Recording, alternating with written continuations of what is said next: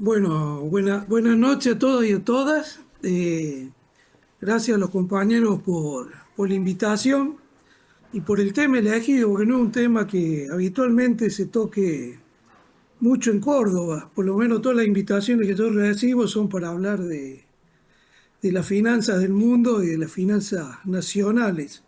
Así que me pareció re interesante el tema porque es tema que discutimos en los asados, el poder económico en Córdoba, pero nunca lo llevamos a la palestra de la política real. Y así es como estamos, yo creo.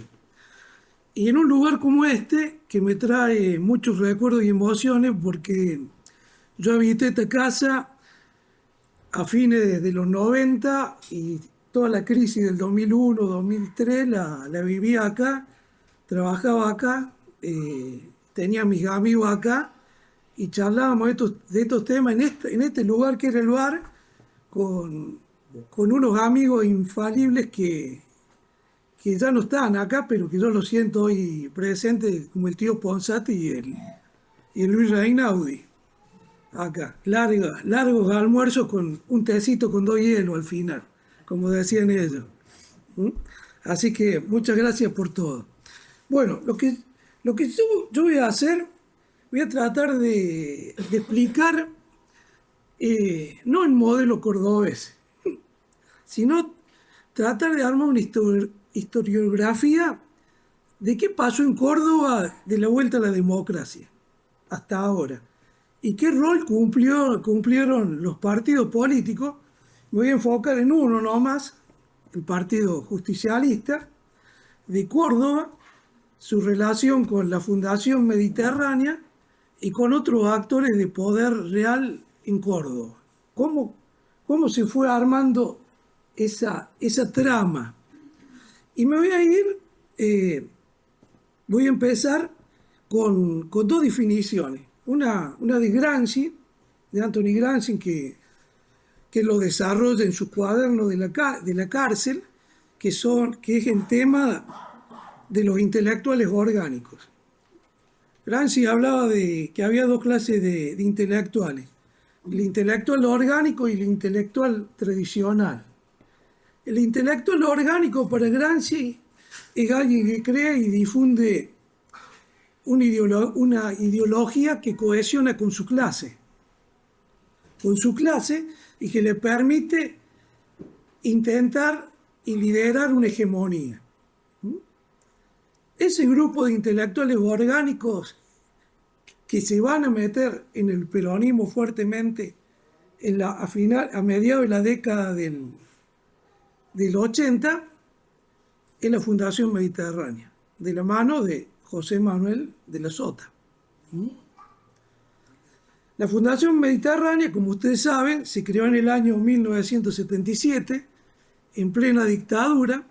Era muy famoso la cena del primer viernes en el Jockey Club, donde iba hasta el mismísimo Luciano Benjamín a veces, un cómico de la época muy conocido, el Chito Ceballos, era el que amenizaba la mesa, y donde se empezaron a discutir, digamos, las cuestiones de poder real en Córdoba. En esa época, quien presidía esa reunión, esa cena en el Jockey Club acá era Chassein, que era, que era el intendente, no, Romanuti. El gobernador era Chassein y Romanuti era el intendente. Y ahí se comienzan a ver. Y la Fundación Mediterránea nace como lo que se denomina los think tanks, digamos, un grupo de ideas. Un grupo de ideas que emulaba las ideas del Consejo no, todavía no existía el Consenso de Washington, que emulaba las ideas de Milton Friedman de la Universidad de Columbia y los Chicago Boys. Tenemos el antecedente que en 1973 había sido el golpe de Estado en Chile, donde derrocado Salvador Allende y toma el poder Pinochet, y en donde estas ideas liberales son aplicadas en forma instantánea.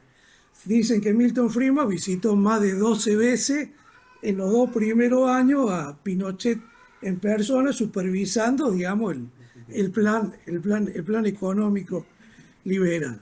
Y aquí en Córdoba funcionaba esa matriz y que, que estaba, que estaba en sintonía con un nuevo capitalismo que empezaba a emerger. Y esto es muy importante lo que voy a decir. Me parece que es clave para entender lo que siguió acá. En la década del 70, en 1971, se acaba el acuerdo de la guerra, de la Segunda Guerra, que es el Tratado de Bretton Woods, donde se funda el Banco Mundial, el FMI, el acuerdo del GATT, de Gran Comercio, pero fundamentalmente se acaba el sistema monetario mundial que había sido fijado en Bretton Woods, que era el sistema patrón dólar-oro. Y ahí es donde comienza, digamos, la caída de lo que fue los estados del bienestar. Van a empezar a producirse un fenómeno nuevo que se va a conocer como estanflación, que es caída del PBI, aumento del desempleo y aumento de la inflación. Entonces, lo que precisamente la Escuela de Chicago y lo que empieza a discutir con Domingo Felipe Cavaro, la Fundación Mediterránea, son planes alternativos para combatir la inflación, básicamente. A la cual dicen que la principal causa, y esto le va a sonar muy actual, es el déficit fiscal. Y que ese déficit fiscal está basado en la emisión monetaria. Algo de eso tenían razón en ese momento. Algo de eso. Pero ¿qué va a pasar en este periodo? Va a comenzar, luego de las dos crisis del petróleo, la del 73 y 75, que genera un flujo formidable de dólares en todo el mundo, los procesos de endeudamiento en Latinoamérica y los países de la periferia. Con lo cual, Latinoamérica, Argentina, nunca se van a quitar el peso de la deuda. Entonces, esas ideas neoliberales que estaban en boga, digamos, y que la causa de la inflación tenía que ver con estas tres variables que acabo de nombrar, el aumento del desempleo, el aumento de la inflación y la caída de la actividad económica medida en el PBI, se le agrega el endeudamiento externo, dándole un carácter nunca antes en la historia de la política económica de la región. Y eso hace la particularidad. Todo esto en un proceso de implementar estas ideas de la dictadura militar a punta de pistolas, desapariciones sistemáticas, aniquilamiento de una clase política y clase sindical para allanar el camino a una sociedad dócil y que piense únicamente en cómo llegar a fin de mes y cómo vencer ese flagelo de la inflación. Entonces, esa es la transición de la dictadura a la democracia y esa es la herencia que va a asumir, que va a tener Alfonsín. Y de ahí el fracaso de Alfonsín por no ver estos nuevos problemas y encarar la solución de los problemas con la vieja receta desarrollita en una primera etapa y luego en una segunda etapa con Surril, con unas ideas neoliberales, pero sin un ancla monetaria y un ancla fiscal, diría hoy Milei, que lo llevó a una hiperinflación. Dentro de ese periodo es que, y luego de la derrota del viejo peronismo, del peronismo, de lo que había quedado del peronismo de postdictadura, que era impresentable, digamos. Era Luder, Vittel, Berkovich acá. En Córdoba emergía una figura que en su campaña ponía unos carteles en el área peatonal que decía, igual que el mayo francés, la imaginación al poder. Y eso a mí qué bárbaro el tipo ese. Ese tipo era de la Sota.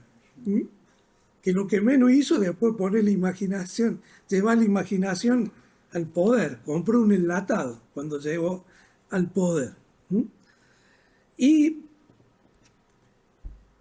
es en ese momento en que se produce, digamos, otro quiebre en el capitalismo. Es donde la curva de la tasa de rentabilidad del sector financiero va a cruzar a la tasa de rentabilidad del sector productivo. Es decir, que va a convenir más invertir en la timba financiera que en la producción. Entonces, ese joven de la Sota, que nosotros hemos tenido algunas charlas acá con algunos compañeros en esa época, nos decía eso. Miren, muchachos, acá lo que hay que traer es capitales, acá hay que ser inteligente para, para endeudar, porque no podemos crecer a través del capital productivo, hay que buscar la manera de financiarización, y es ahí donde un grupo de contadores, eh, buena gente, que era Esteban Dómina y su socio Tribilín, que tenían un pequeño estudio en una galería ahí en la calle 25 de Mayo, en el primer piso, una escalera Caracol. Ellos arman una fundación junto con Rascaldini, que era el representante de SKF en Leones, una pyme en León, en el corazón neurálgico del campo, y, y un personaje que se llamaba Devoto, que venía de Buenos Aires, ¿m? Y que traía plata. ¿M? Y ahí se arma la Fundepa, la famosa Fundepa, que fue el único intento del peronismo de tratar de crear un think tank, un grupo de cuadros de extracción universitaria y que no tuviera esta idea de la Fundación Mediterránea. ¿M? Lo que pretendía el Tito Domina es armar una Fundepa desde el peronismo, una fundación mediterránea desde la Fundepa del peronismo. Experiencia en que los que éramos estudiantes en esa época y éramos la CUP participábamos activamente en la Fundepa. Esto duró muy poco, duró menos de un año. En un año lo descogotaron. Lo descogotaron y se buscó, esto estoy hablando del año 86-87. ¿Mm? Y se venían las elecciones de gobernador. Y es ahí donde De la Sota va a ser candidato y va a buscar como candidato a vicepresidente a un empresario del sur cordobés, primo de los Urquías, era parte en esa época, los Urquías tenían General Dehesa y ellos tenían Gastaldi, hermanos que se llamaban, que fue el Nolo Gastaldi, un tipo vinculado al sector más poderoso del campo que ya alumbraba en esa época. En esa época todavía no se hablaba de soja. ¿M? Sin embargo, ya la aceitera General Dehesa y los Gastaldi ya eran era un pool concentrado en la ciudad de Río Cuarto. Esa es la primera aproximación. Pierden la elección por muy poco voto, pero pierde ese proyecto.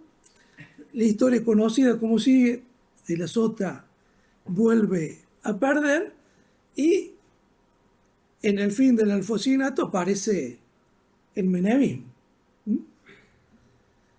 Entonces esa vieja idea de la Fundación Mediterránea de tratar de armar un think tank para llegar al poder a nivel nacional con sus ideas, en una primera etapa De la Sota Menem la desestima. Hace un acuerdo con Bungibor, con los principales representantes del poder económico de esa época.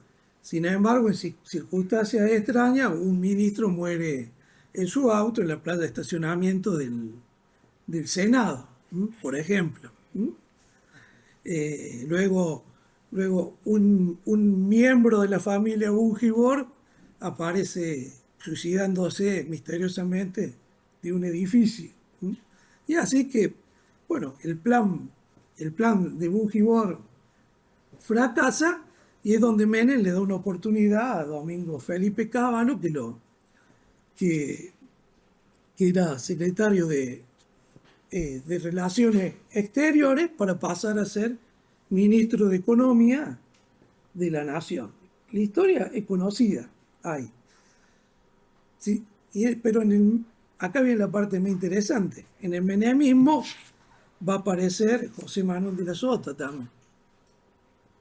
Va a aparecer ocupando cargos ministeriales en el gobierno de Menem para luego ser embajador en Brasil.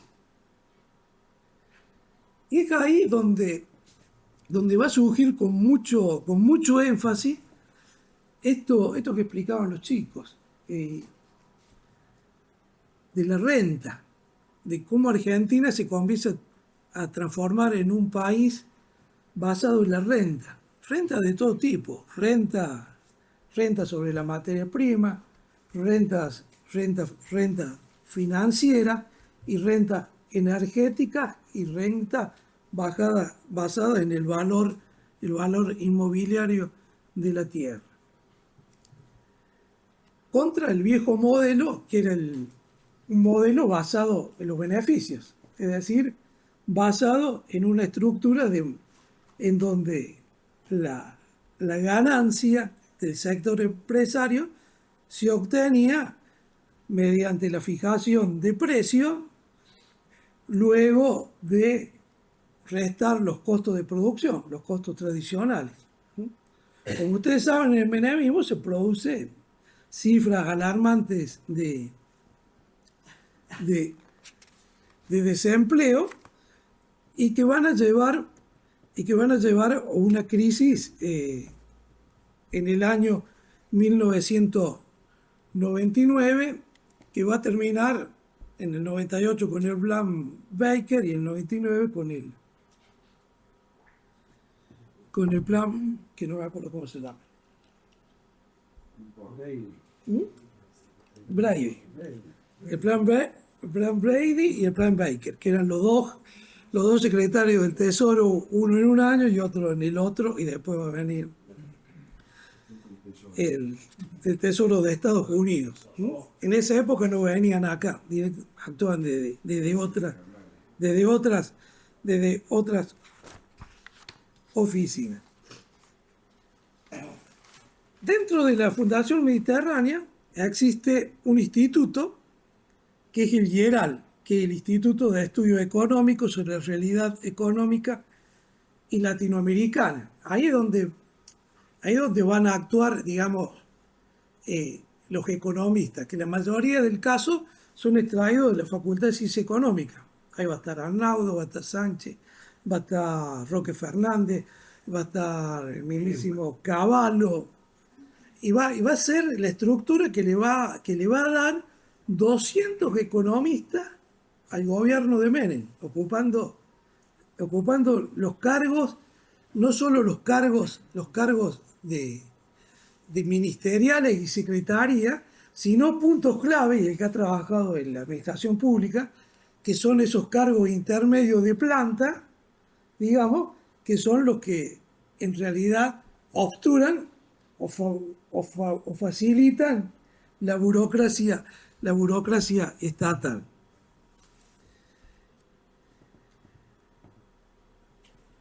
Dentro del IERAL, y en esta vinculación con José Manuel de la Sota, podemos marcar algunos hitos. Como por ejemplo, de la Sota hasta el año 77 fue subsecretario de la Municipalidad de Córdoba en la Intendencia de Ábalos, que es el año en que se funda la Fundación Mediterránea. 74, perdón, 74.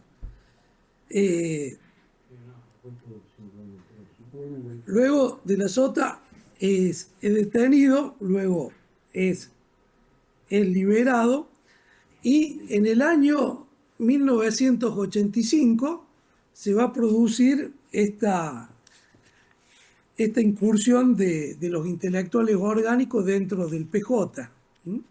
Que va a ser cuando de la Sota va a incorporar a sus listas a Domingo Felipe Cavallo como diputado nacional. ¿M? En esa época Cavallo había escrito ese libro, Los capitales golondrinas, ¿m? Donde denunciaba la especulación financiera que entraba los capitales y que se fugaban, que marcaban de alguna manera la, la estrategia que va a dominar a partir de la década del 80 el sistema financiero nacional. Con esta irrupción en el peronismo de la Fundación Mediterránea, porque en ese momento era presidente del IERAL, ya no de la Cavallo, se va a producir la inserción dentro de la estructura del peronismo de los grupos hegemónicos de poder de Córdoba, que era en ese momento Astori, en el cual el gerente era el amigo Schiaretti, en la planta de Palmar, allá en el camino a Montecristo. Se me fue. ¿Qué estaba diciendo? Los grupos. Los grupos. Está bien. Arcor con Fulvio Pagani, el banco israelita de entonces, el banco, ¿cómo se llama? Donde estaba Lamondino, el banco Roela, de esta hora ya se me van tantos nombres. El banco Roela, donde va a estar esta chica Mondino, que fue canciller argentina hace poco, y otras instituciones que hacen a diversas actividades, como ustedes se habrán dado cuenta, que tienen que ver con el involucrado dentro del peronismo. Entonces, yo tengo la tesis de que no existe un poder en Córdoba económico y un poder político a partir de la década del 80. Me parece que con Mestre se va la última generación de políticos, digamos, heredados de ese proceso de vuelta a la democracia. Y me parece que lo que irrumpe ahí, tanto en el peronismo como en el radicalismo y como en la edad más fuerza, es una lucha entre sectores de poder económico y de subsunción del Estado, de esos grupos, en función de intereses particulares, es decir, poner el Estado, el manejo del Estado a través de una estructura política partidaria en función de sus intereses. Y a partir de ahí que se van a sumar luego en el año 99, cuando se va Mestre, ¿se acuerdan? La quema de la Casa Radical, todas esas cosas que pasaron en esa época, asume de la Sota su primer gobierno, y es donde ya directamente le va a entregar la gestión pública a la Fundación Mediterránea. Y lo hace de la siguiente manera: le da a la Fundación Mediterránea, o sea, hacen un contrato con IDIERAL. Hay un contrato con IDIERAL, que IDIERAL va a hacer se va a hacer cargo de la gestión, análisis y cuanteo de la financiación de la modernización del Estado. Entonces aparece una figura clave ahí en Córdoba que se llama Marcela Torres, que era en ese momento una joven funcionaria del BID, que es la mujer de Osvaldo Giordano, y donde Giordano era ya un joven prominente dentro de la Fundación de la Fundación Mediterránea, donde se estaba formando como cuadro técnico en reforma previsional. Miren la trayectoria. Hace 25 años. O sea, los tipos piensan a largo plazo. O sea, tienen una estrategia. Tuvieron una estrategia política de subsunción de la principal fuerza que podía producir un cambio social en Córdoba, al menos opino yo, pero bueno, era la que tenía mayor fuerza política, digamos, que era el peronismo. Y van a aparecer cuadros en todas las áreas del gobierno con función técnica. Entonces, la administración pública cordobesa, como definíamos en esa época, se va a convertir en una tecnocracia. Es donde van a abundar los contadores y los economistas. En esa época entramos, todos los contadores que había suelto, no importaba qué pensar, nos metían en la administración pública, a ordenar. En un principio nos dieron libertad, ¿viste? Hasta que se organizaron y aprendieron y luego empezaron a disciplinar. Le pusieron uniformes a los empleados.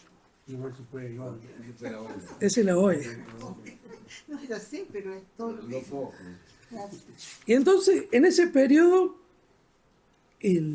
lo que yo denomino el etos empresarial en el modelo de Córdoba, en el cual en esa época nos hicieron una nota que fue muy graciosa, que salía la tapa de la Sota con la banda, fue el primer gobernador que usó la banda y el bastón, era la revista Tres Puntos, en esa época. Y nos hacen una nota a mí y a Eduardo González Holguín, y nosotros le decimos que veíamos en De la Sota, ¿viste? Que era un mamarracho y que en realidad era un menemismo tardío, dijimos, ¿viste? Por decir algo. ¿Viste? Y el título fue El menemismo tardío, de 3 puntos, y aparecía la Sota con el bastón. Y eso, ¿viste? Fue muy gracioso eso, ver esa tapa. Entonces, en esa época, el Guieral fue designado para la consultoría técnica requerida para el pacto fiscal del año 99 y las reformas tributarias que va a hacer Menem en ese momento, de la Sota, que se basaban, nosotros decíamos que era muy similar a lo que había hecho Ronald Reagan en su momento en el gobierno, que era bajar los impuestos. De la Sota decía hay que bajar los impuestos, y así que hizo una gran rebaja de impuestos, porque de esa manera le daba el plafón. ¿Para qué? Y bueno, por ejemplo, el rural, o sea, vos pagabas, qué sé yo, 100.000 pesos y a lo mejor una casa pagaba 50.000, más o menos. Pero sea, qué... esta relación terminaba pagando mucho más el pequeño que el grande. Pero más simple. Estamos hablando de que en este periodo comienza la valorización financiera. Si yo le quito recursos al Estado, adrede, Claro. ¿qué fuente de cómo financio el Estado? Esa es la función del Guieral, en ese momento. Y ahí es donde se pactan los acuerdos con el Banco Mundial, con el BID y con estos dos bancos principalmente. Ahí entran fondos frescos. Hoy, para que tengan una idea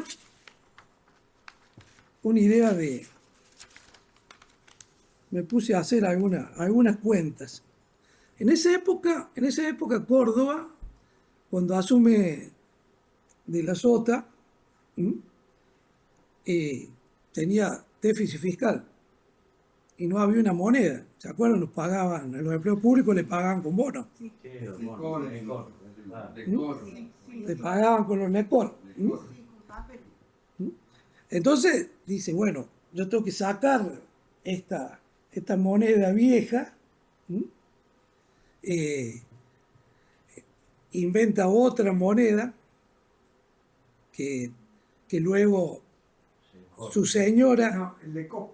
No, el Lecor, Provincia Nacional, Lecor. el Lecor, donde su señora es interceptada en el aeropuerto con Transportaba. una maleta que tenía de Chile llena de lecor, etcétera. ¿Mm? Era otra serie no autorizada, era la serie Claro. G. Claro, Claro, Trajeron de Chile. claro. lo traían de Chile. Bueno, eso es anecdótico, bueno, pues sirve para recordar la memoria, porque estoy tratando de que hagamos un ejercicio de memoria colectiva de cómo estos muchachos se van Uno a moviendo. uno en esa época. Claro. Y recién de Pablo Freire, la economía bancaria. ¿Mm? Sí, exactamente. Entonces al día de hoy, los ingresos de la provincia de Córdoba. ¿Mm?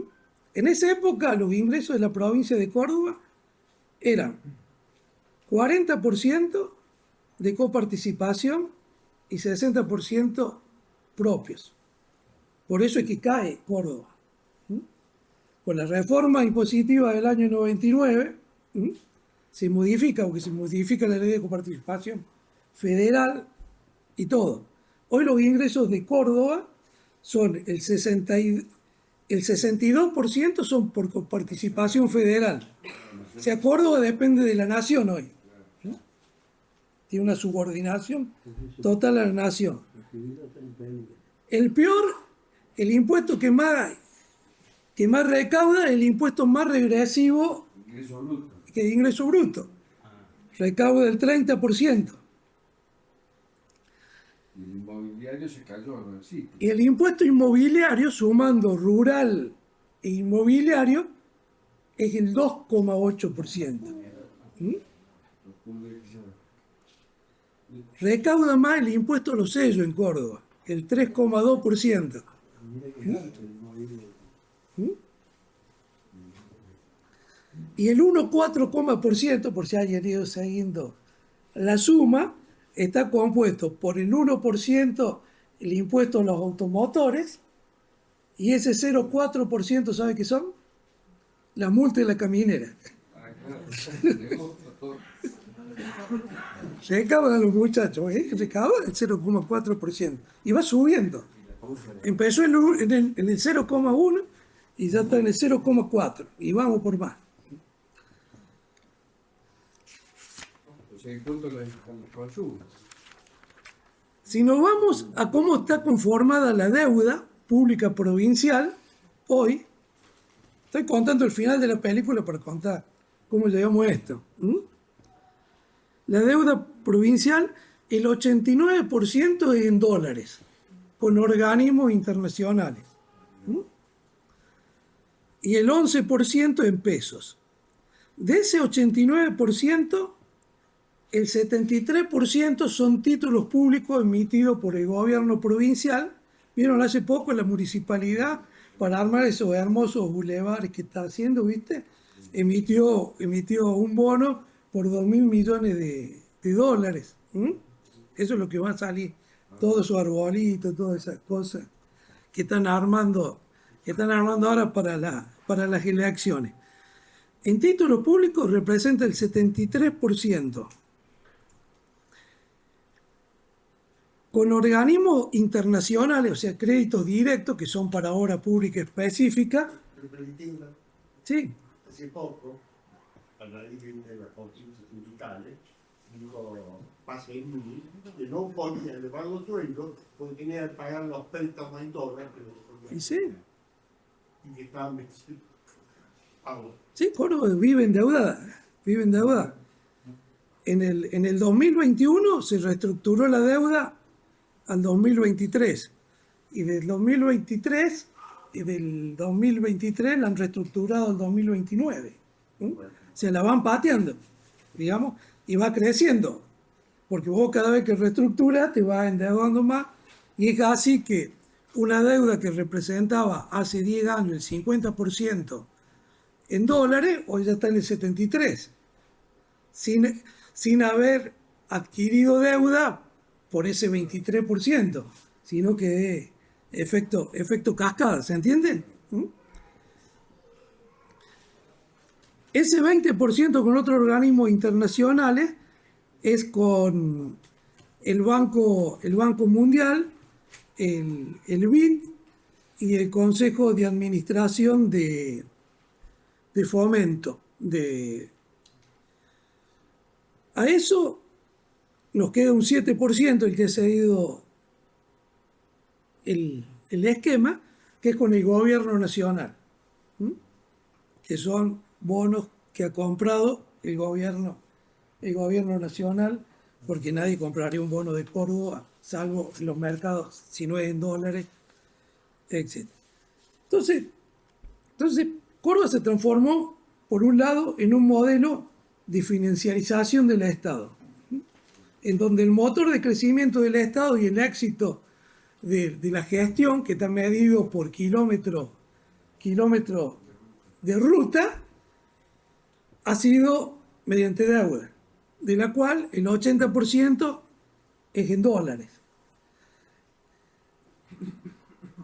La segunda pata, que tiene que ver con el superávit fiscal, es un superávit fiscal que está financiado por la nación mediante la coparticipación. Es por eso que chicharrearon tanto y por eso que ahora se ponen en contra de Milei, porque si Milei ganaría, haría un superajuste sobre las provincias nuevamente y cuando no le giran la coparticipación, no saben cómo, la coparticipación se gira diariamente. Es como las obras sociales que recaudan, ¿vieron? Y le va entrando por día a las obras sociales y sindicales. Pero el gobierno Milei una semana pisó eso. No saben, tiritaban todos los gobernadores, que fue cuando le votaron, le levantaban la mano a todos, hasta que se pusieron de acuerdo y salieron del pánico. Entonces es un modelo de acumulación basado en el endeudamiento. Y es un modelo de subsunción del sector empresarial concentrado en la toma de decisiones de la política de todos los cordobeses.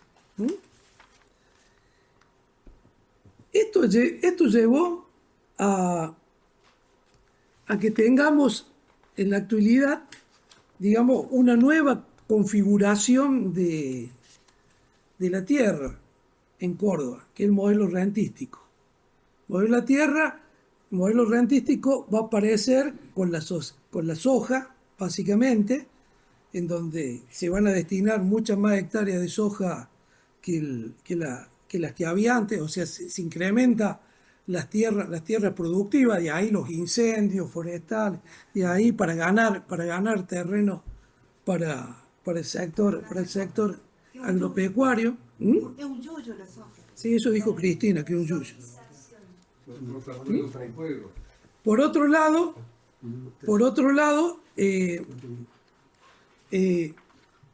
hay un fuerte incremento del valor de la tierra urbana, para los desarrollos inmobiliarios, con proyectos dantescos en Córdoba por nuevos actores que van a aparecer en Córdoba, como decían los chicos, los Gugliotti, los Riga Pilarí y otros más, y una transformación del sector comercial. Miren, si me dan 5 minutos más, les cuento.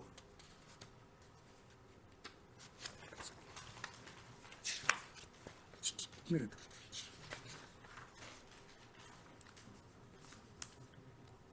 Aceitera General Dehesa.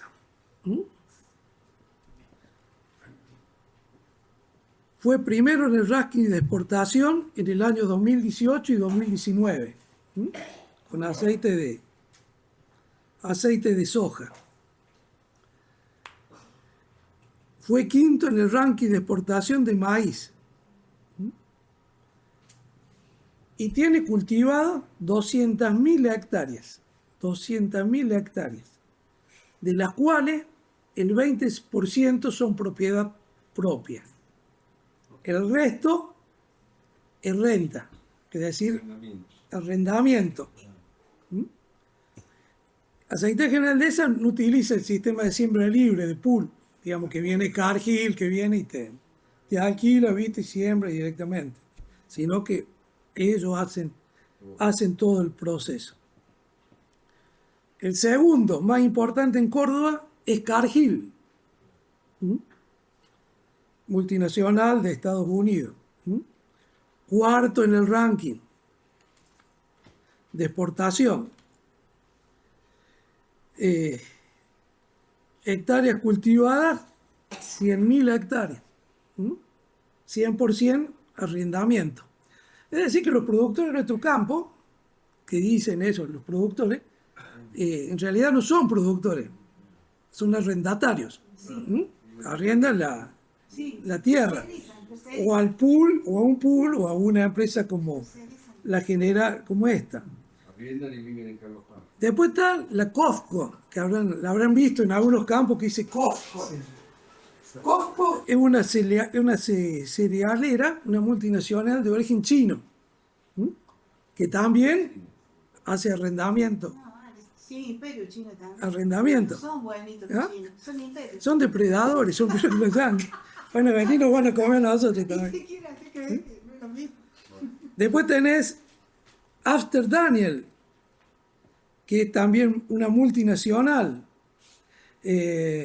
Bunge Limited, que es lo que era Bungibor, también operando en Córdoba. El grupo Andrioli, que ese sí es de la familia Andrioli tradicional de Córdoba, que tiene 140.000 hectáreas propias. Esto está lindo. O sea, así se conocen a un Andrioli. Aceitera General Dehesa. Sí. Y después están Managro, que es de la flia de Rafael, lo deben conocer, Aliaga, vinculado acá a la Sagofla, la Sagrada Familia de Tribunales. Los Aliaga tienen vieja trayectoria. Terratenientes que tienen 60.000 hectáreas en Córdoba. Eso por el lado del sector. ¿Qué le permitió estar dentro del juego de poder? Porque muchos de estos, cuyos han ocupado cargos públicos. Yo le decía el Nolo Gastaldi, pero después fue senador. ¿Quién fue? ¿Por quién? ¿Por qué partido? ¿Ah? Por el cordobesismo. Por el kirchnerismo fue. Kirchnerismo. Por el kirchnerismo. Se mezcla todo. Y en esa elección, la lista de diputados de Unión por Córdoba, ¿qué hizo? La levantaron. El 11, la de 2011. Claro, Más clarito, échale agua. Por eso es bueno hacer memoria, este ejercicio que estoy tratando de hacer ahora que tenemos que votar. Espero no cambiarle el voto a nadie.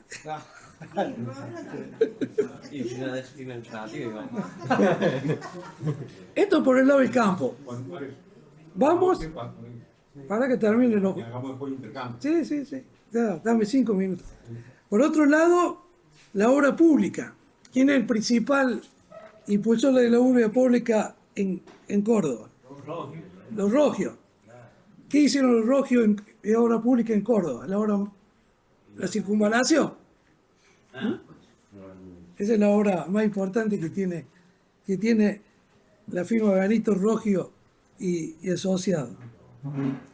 Y viene después el sector desarrollismo que hablaban los chicos, y que este grupo comienza, digamos, a insertarse dentro del Estado en la gestión de Daniel Giacomini. Con ahí un personaje que se llamaba Daniel Rey. Y ahí, acá está el viceintendente, no voy a poder hablar mal. Daniel Rey. Daniel Rey. Ahí se firma el pacto público-privado. La Municipalidad de Córdoba, digamos, con el sector privado, y ahí van a aparecer Edisur, el grupo Proaco, el grupo Rogio, también, como parte de esto, el grupo Dinosaurio, el grupo Reagan, el grupo Gamma y el grupo Edilicia Suez. ¿Mm? Yo le voy a leer algunas cosas nomás, porque Morillo me quiere echar.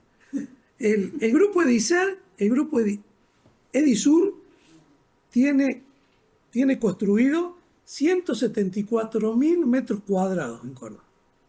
Usted fíjese en su casa cuánto tiene. Sí, más o menos. ¿Ah? Sí, O sea, una casa normal tiene 40, 50.000 metros cuadrados. ¿No? 40.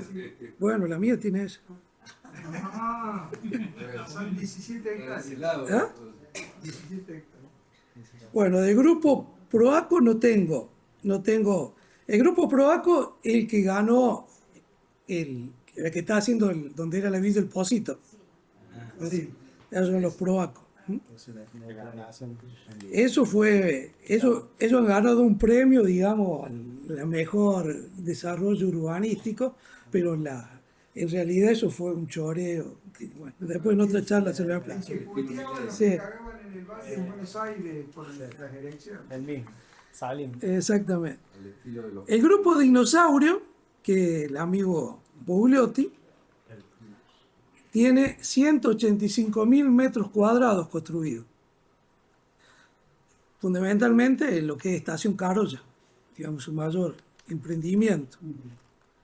El grupo Reagan, ¿saben cuántos metros cuadrados tiene? 2 millones. Ah, la mierda. Es el grupo más grande, Más grandes.